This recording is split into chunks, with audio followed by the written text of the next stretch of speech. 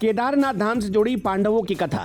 हिंदू धर्म में हिमालय की गोद में बसे केदारनाथ धाम को 12 ज्योतिर्लिंगों में से एक माना गया। हिंदू पुराणों में साल के करीब 6 महीने हिम से आच्छादित रहने वाले इस पवित्र धाम को भगवान शिव का निवास स्थान बताया जाता है। ऐसा माना जाता है कि यहाँ भगवान शिव त्रिकोण शिवलिंग के रूप में हर समय विराजमान रहते हैं।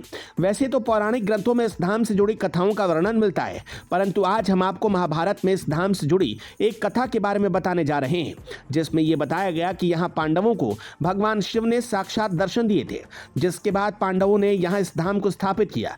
तो दर्शकों, आइए मिलकर जानते हैं केदारनाथ धाम से जुड़ी इस रोचक कथा के बारे में।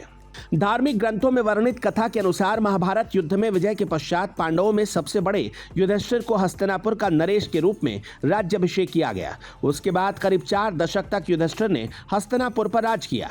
इसी दौरान एक दिन पांचों पांडव भगवान श्री कृष्ण के साथ बैठकर महाभारत युद्ध की समीक्षा कर रहे थे। समीक्षा में पांडवों ने श्री कृष्ण से कहा, हे नारायण, हम सभी भाइयों पर ब्रह्म हत्या के साथ साथ अपने बंधु बांधवों का भी हत्या का कलंक है। इस कलंक को कैसे दूर किया जाए? तब कृष्ण ने पांडवों से कहा कि यह सच है कि युद्ध में भले ही जीत तुम्हारी हुई है, लेकिन तुम लोग गुरु और अपने बंधु बांधवों को मारने के कारण पाप के भागी बन गए हो।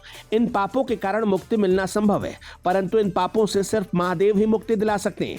अतः महादेव की शरण में जाओ। उसके बाद श्री कृष्ण द्वारिका लौट आए। उसके बाद पांडव अपने पापों से मुक्ति के लिए चिंतित रहने लगे और मन ही मन सोचते रहे कि कब राजपाट का त्याग करके शिवजी की शरण में जाए। उसी बीच एक दिन पांडवों को पता चला कि वासुदेव ने अपना देह त्याग दिया और वो अपने परमधाम लौट गए। ये सुनकर अब पांडवों को भी पृथ्वी पर रहना उचित नहीं लग रहा था। गुरु पितामह और सखा सभी तो युद्ध भूमि में ही पीछे छूट गए थे। माता, ज्येष्ठ पिता और काका विदुर भी वन गमन कर चुके थे। सदा के सहायक श्री कृष्ण भी नहीं रहे थे। ऐसे में पांडवों ने राज्य परीक्षित को सौंप दिया और द्रौपदी समेत हस्तिनापुर छोड़कर शिवजी की तलाश में निकल पड़े। हस्तिनापुर से निकलने के बाद पांचों भाई और द्रौपदी भगवान शिव के दर्शन के लिए सबसे पहले पांडव काशी पहुंचे, पर वो उन्हें वहां नहीं मिले। उसके बाद उन लोगों ने कई और जगहों पर भगवान शिव को खोजने का प्रयास किया, परंतु जहां कहीं भी ये लोग जाते, शिवजी वहां से चले जाते। इस क्रम में पांचों पांडव और द्रौपदी एक दिन शिव की खोज करते हुए हिमालय तक आ पहुंचे। यहाँ जब शिवजी ने इन लोगों को देखा तो वो छिप गए, परंतु यहाँ युधिष्ठिर ने भगवान शिव को छिपते हुए देख लिया। तब युधिष्ठिर ने भगवान शिव से कहा, हे प्रभु, आप कितना भी छिप जाएं, लेकिन हम आपके दर्शन किए बिना यहाँ से नहीं जाएंगे। और मैं भी यही चाहता हूँ, और मैं ये भी जानता हूँ कि आप इसलिए छिप रहे हैं क्योंकि हमने पाप किया है। युधिष्ठिर के इतना कहने के बाद पांचों पांडव आगे बढ़ने लगे।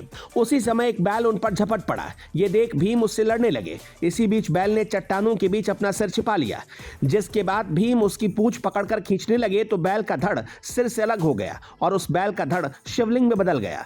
और फिर कुछ क्षण पश्चात उस शिवलिंग से भगवान शिव प्रकट हुए। शिव ने पांडवों के पाप क्षमा कर दिए। आज भी इस घटना के प्रमाण स्वरूप केदारनाथ का शिवलिंग बैल के कूल्हे के रूप में मौजूद है।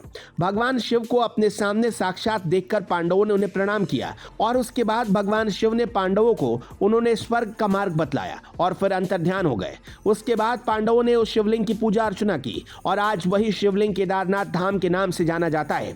चूंकि यहाँ पांडवों को स्वर्ग जाने का रास्ता खुद भगवान शिवजी ने दिखाया था, इसलिए हिंदू धर्म में केदार स्थल को मुक्ति स्थल भी कहा जाता है। और ऐसी मान्यता है कि यदि कोई केदार दर्शन का संकल्प लेकर निकले और उसकी मृत्यु हो जाए तो उस जीव को पुनर्जन्म नहीं लेना पड़ता। धर्म कथाएं के यूट्यूब चैनल को सब्सक्राइब करें और इस वीडियो को फेसबुक पर देख रहे हैं तो हमें फॉलो जरूर करें। धन्यवाद।